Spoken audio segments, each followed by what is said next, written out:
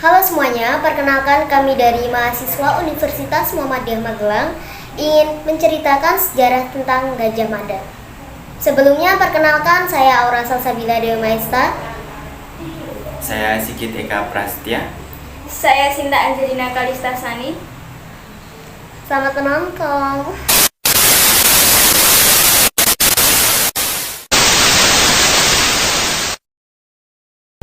Gajah Mada. Pada tahun 1293, Majapahit mulai berdiri. Mula-mula ia hanyalah kerajaan yang kecil di sekitar dataran Mojokerto.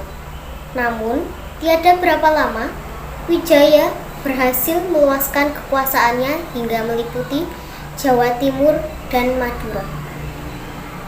Majapahit sudah siap untuk terus berkembang menjadi negara besar.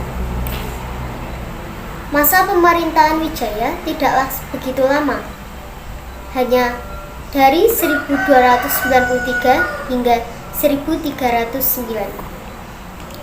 Tatkala raja meninggal, kerajaan jatuh pada anaknya, yaitu Jayanegara, dipimpin dari tahun 1309 hingga 1328.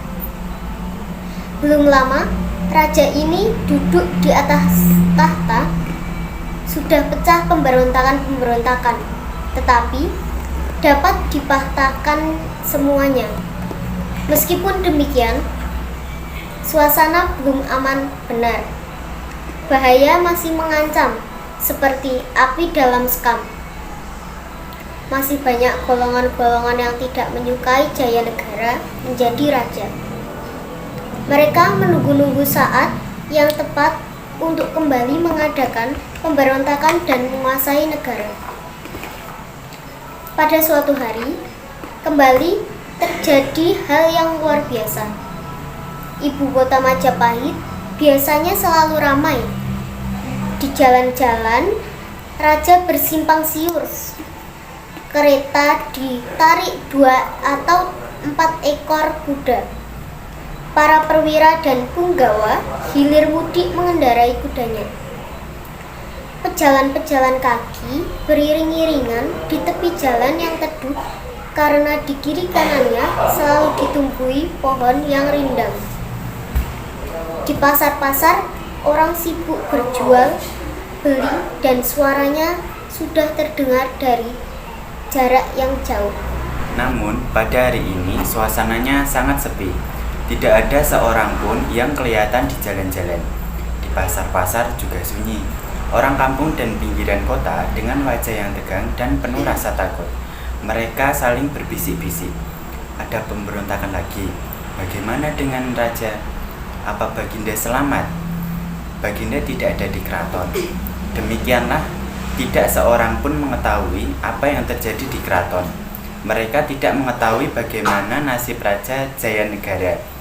Mereka saling bertanya-tanya dan dijawab sendiri dengan jawaban yang bermacam-macam. Maklumlah, pada hari itu tidak ada televisi atau radio. Namun, apakah yang sebenarnya sudah terjadi di Majapahit? Pada tahun 1319, timbullah pemberontakan yang dikepalai Kuti. Pasukan pemberontak sudah berhasil mengepung keraton. Bahkan, pasukan masuk ke dalam dan mendesak barisan penjaga. Nyaris saja mereka itu dapat menangkap Jayanegara. Untung, seorang perwira muda, komandan pasukan pengawal raja, Bayangkari, berhasil menyelamatkan raja. Dengan cepat, raja dibawa keluar melalui pintu rahasia dan dilarikan ke desa Badandar. Tatkala pasukan pemberontak menguasai keraton, sia-sia mereka mencari Jayanegara. Sementara itu, perwira muda yang menyelamatkan raja itu menyamar sebagai rakyat jelata dan kembali masuk ke ibu kota. Kepada orang-orang yang berjumpa, ia berkata, "Adakah kalian mendengar kabar tentang Raja Jayanegara?" "Bagaimana kami tahu? Sudah lama kami tidak mendengar sesuatu tentang Baginda," jawab orang-orang itu. "Jangan berkata kepada siapa-siapa ya. Saya ada kabar tentang Baginda. Raja kini sudah tiada lagi." Baginda sudah wafat ketika keraton diserbu. Apa katamu? Raja wafat? Mana bisa, tak percaya aku. Tidak percaya, aku melihat sendiri dengan mata kepalaku. Ternyata banyak rakyat yang menangis dan menunjukkan rasa haru mendengar raja telah wafat. Bahkan beberapa orang tidak dapat menahan rasa hatinya dan dengan serta-merta maki dan mengumpat-umpat pasukan pemberontak itu. Bagi perwira muda tadi sudah menjadi tanda yang jelas bahwa rakyat sebenarnya masih cinta pada Baginda. Lalu, andai kata Raja Jayanegara memang masih hidup, apakah kalian akan menyambutnya? Perwira muda itu bertanya dengan sungguh-sungguh. Iya, tentu saja. Kami akan menyambut Baginda dan turut membantu agar Jayanegara kembali menjadi raja. Dijawab banyak orang secara berbisik-bisik. Perwira muda itu kemudian membuka rahasianya dan menyatakan bahwa sebenarnya Jayanegara masih sehat walafiat. Hanya saja sekarang disembunyikan di desa Badandir. Ia lalu menyusun barisan di dalam kota dan bersiap-siap mengusir pemberontak putih. Ketika saatnya tiba, pecahlah gerakan melawan kaum pemberontak. Gerakan ini berhasil. Kaum pemberontak putih dapat didesak kembali dan akhirnya mereka menyerah. Raja Jayanegara dapat kembali dari Badandir dan menjadi raja lagi. Semuanya berjalan lancar lagi seperti semula. Terutama yang berjasa menyelamatkan raja adalah perwira muda itu tadi. Siapakah sebenarnya perwira muda? Komandan pasukan pengawal raja itu? Ia adalah Gajah Mada. Gajah Mada itu artinya gajah yang penuh kegiatan atau tangkas. Sungguh tepat nama itu. Gajah Mada adalah bagaikan gajah yang perkasa. Ia adalah seorang anak desa yang dilahirkan di sebuah tempat yang kecil dan sunyi di kaki Gunung Kawa pada abad ke-14. Mungkin benar keluarganya dahulu berasal dari Bali. Sebagai anak desa, Gajah Mada tidak sempat hidup mewah dan kaya. Ia sudah terbiasa hidup sederhana dan menderita.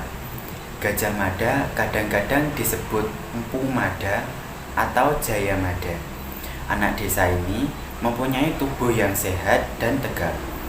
Kemudian, ia menjadi pasukan anggota Bayangkara, yaitu pasukan yang menjaga keselamatan raja. Karena sifat-sifat pembawaannya yang meyakinkan, kelak ia diangkat sebagai komandan pasukan pengawal itu. Justru saat ini yang menyebabkan Gajah Mada dapat menduduki tempat jabatan yang tertinggi dalam kerajaan Majapahit. Gajah Mada memiliki sifat yang bijaksana, tabah menghadapi kesulitan, berani bertanggung jawab, setia, punya rasa rendah hati, sabar, tulus, teguh hati, dan bersungguh-sungguh. Sifat-sifat ini dilengkapi pula dengan pembawaannya yang selalu berusaha terbaik hati dan ramah. Sesudah Gajah Mada berhasil menyelamatkan Jayanegara, ia pun diangkat menjadi patih di Kahuripan tahun 1319 sampai 1321. Lalu ia dipindahkan sebagai patih di Daha tahun 1321 sampai 1331. Ketika Raja Jayanegara wafat, kedudukannya digantikan oleh Tribhuwana tahun 1328 sampai 1350. Ratu Tribhuwana ini tertarik akan sikap dan kegiatan Gajah Mada. Dengan tak ragu-ragu, Gajah Mada dipanggil menghadap di keraton dan langsung diserai jabatan tertinggi sebagai Majapahit, suatu jabatan kenegaraan yang tertinggi di bawah raja. Ini terjadi pada tahun 1331. Sejak saat ini, Gajah Mada berjuang melaksanakan cita-citanya. Ia ingin melihat Indonesia bersatu, makmur, dan sejahtera. Ia bercita-cita menjadikan Indonesia suatu negara yang kuat dan berwibawa di Asia Tenggara. Gajah Mada sebenarnya mewarisi cita-cita yang pernah hidup di Sawijaya, keluarga Shailendra Purnawarman dan Dharmawangsa Airlangga maupun Kartanegara. Dalam menjalankan cita-citanya, Gajah Mada tidak berdiri sendiri, tetapi ia bersama-sama pejuang lainnya seperti Aditya Warman dari Sumatera dan Empu Nalang, Panglima Angkatan Laut Majapahit yang berpengalaman. Di samping teman-teman seperjuangannya, tidak sedikit pula orang-orang yang tidak senang melihat kemajuan Gajah Mada. Mereka itu selalu mengejek dan mencemooh cita-cita Gajah Mada. Pernah Gajah Mada mengucapkan sumpah tidak akan berhenti berjuang sebelum Indonesia bersatu. Bukan main ramainya, gelak dan tawa, serta ejekan dan cemoohan dari orang-orang yang mempunyai rasa dengki terhadap Gajah Mada. Namun, Gajah Mada tetap dengan tekun bersama-sama kawannya melaksanakan cita-cita itu. Pertama kali, Gajah Mada mengadakan serangan untuk menguasai Pulau Bali. Dalam pertempuran ini, Aditya Warman memimpin pasukan yang menyerbu dari utara, dan Gajah Mada sendiri bergerak dari selatan. Penyerbuan ini berhasil dengan baik, dan dalam waktu yang singkat, daerah-daerah lainnya menyusul, bergabung pada Majapahit, sehingga wilayah Majapahit meliputi daerah-daerah Kalimantan, Nusa Tenggara, Sulawesi, Maluku, Sumatera, dan Malaka.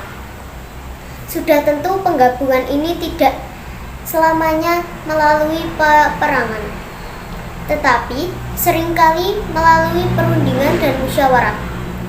Ketika Tribhuwana wafat dan digantikan Hayam Wuruk, negara Majapahit benar-benar mencapai puncak kekuasaannya yang tertinggi.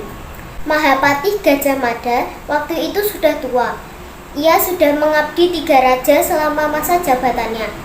Walaupun demikian, ia tetap setia. Tidak ada maksud buruk padanya untuk mengangkat diri menjadi raja.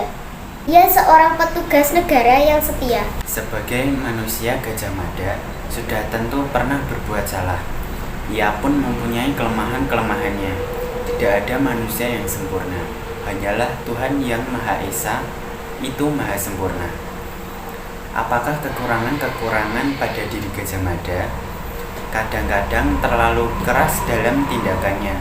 Juga usaha-usahanya ada yang mengalami kegagalan, yaitu ketika terjadi berontak antara Majapahit dengan Pajajaran.